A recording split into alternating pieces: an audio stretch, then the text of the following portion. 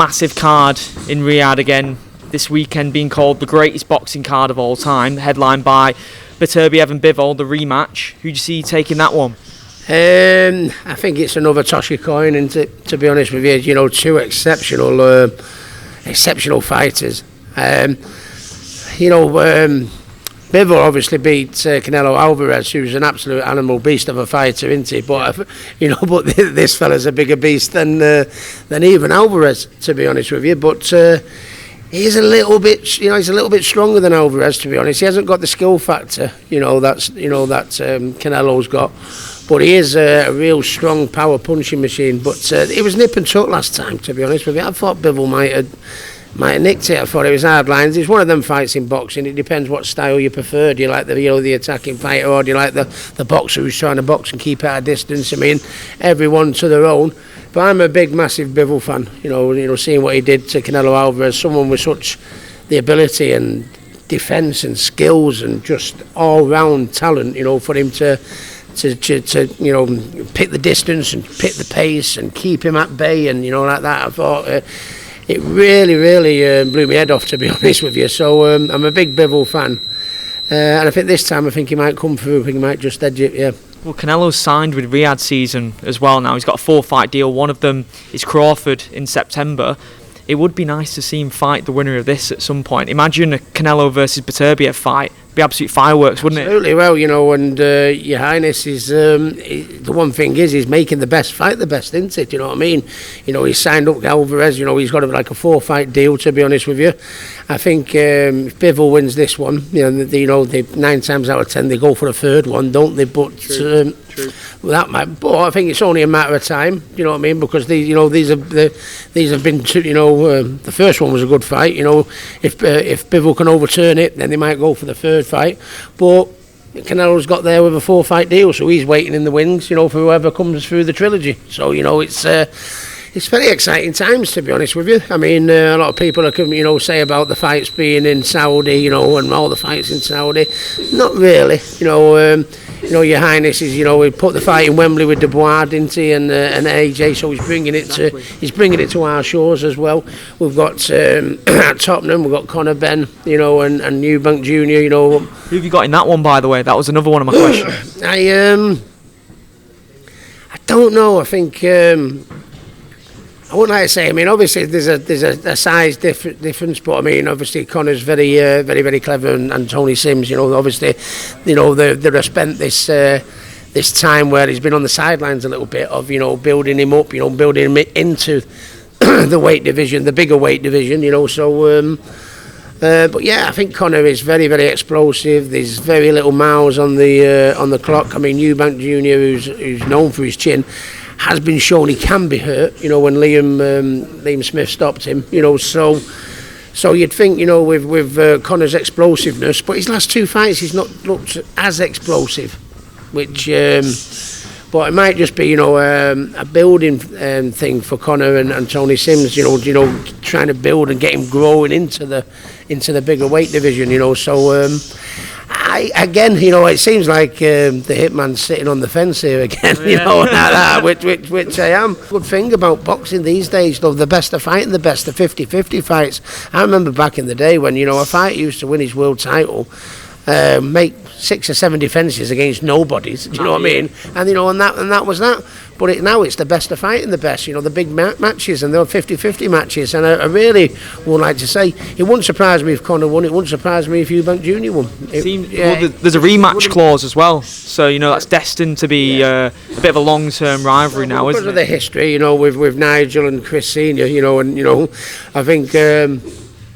if it is a good fight, because of the hatred that they both have for each other, or the families have for each other, I don't see it being any fun. And I think the styles will just gel, just like Benn Senior and Eubank Senior. So it makes sense to do a trilogy. Some of the best fight, Tyson Wilder, Ward Gatti. Do you know what I mean? The trilogies are the ones, iconic ones, and them trilogies that I've just mentioned will stay there forever, and hopefully this will be another one. We mentioned Crawford, Canelo earlier on. Are you going to sit on the fence for that one as well? That is super tough. I think Canelo just a little bit too big for him. I think Crawford is very, very skillful. He's very, very. God, what can you say about Crawford? You know what I mean? He's one of the best in the game. He's one of the best that's doing it. But I think just what the size, I don't forget Canelo has got that skill factor. You know what I mean? He's got very good defensively. You know, he's got unbelievable talent. And along with the size, I think he might just be a little bit too much for Crawford. But, you know, even though, you know, we've shown that even though Canelo has got the talent and the ability and the size and the strength, he can still be outboxed because Bivol did it. You know what I mean? So, granted, Crawford's not as big as Bivol, but I think that's what, you know, Crawford will take into the fight as confidence. You know, listen, he can be outboxed, this fella. He can be outboxed. You know, and that's what.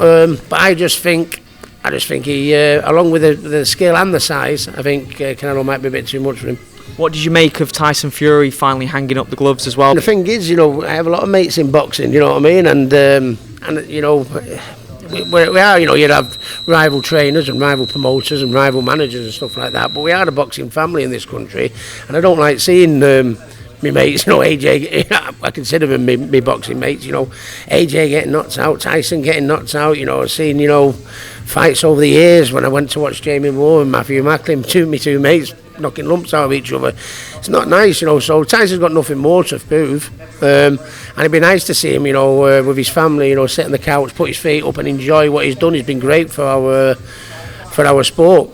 But on the other hand, this part of me thinks, listen, Tyson, if you are going to have one fight, have one more fight and have this one. You know, you don't want to be sat on your arse and on the settee in a few years' time going, oh, what would have happened if I'd have fought him? You know, you can do it now. If he is going to have one more, that's got to be the one. Have one more and then retire, mate. Yeah.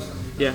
I would like to see it. Everyone would like to see it one more time against Anthony Joshua. Speaking of Anthony Joshua, His Excellency has pinpointed Deontay Wilder as the guy that he'd like to see Joshua fight next.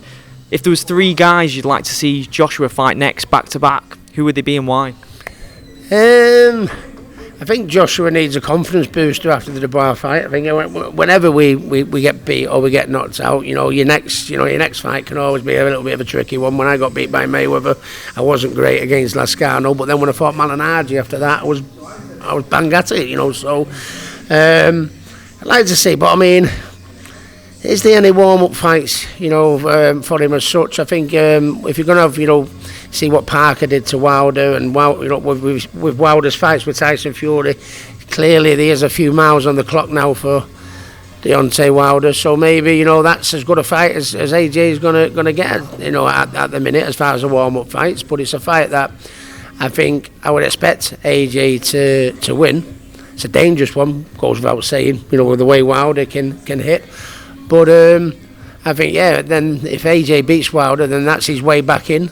And if he doesn't get beat, like I just was speaking about Tyson, you know what I mean, you've done the country proud and boxing proud, put your feet up, mate, and enjoy what you've done. Brilliant. Final one, of all the fights that we've mentioned and the possibilities coming up this year, is the one fight that you'd love to see get made this year that maybe hasn't been made yet? I think we all wanted to see the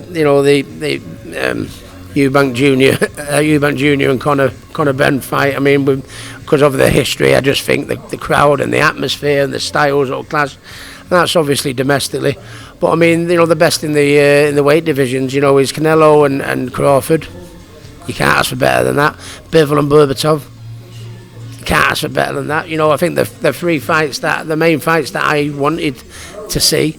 Because Your Excellency is all happening, yeah, you know. So yeah, so I'm absolutely made up. I think if there was one more fight I'd like to see, my 2 mates, you know, Tyson obviously and AJ, get it on one last time and then put your feet up, lads. Yeah, perfect.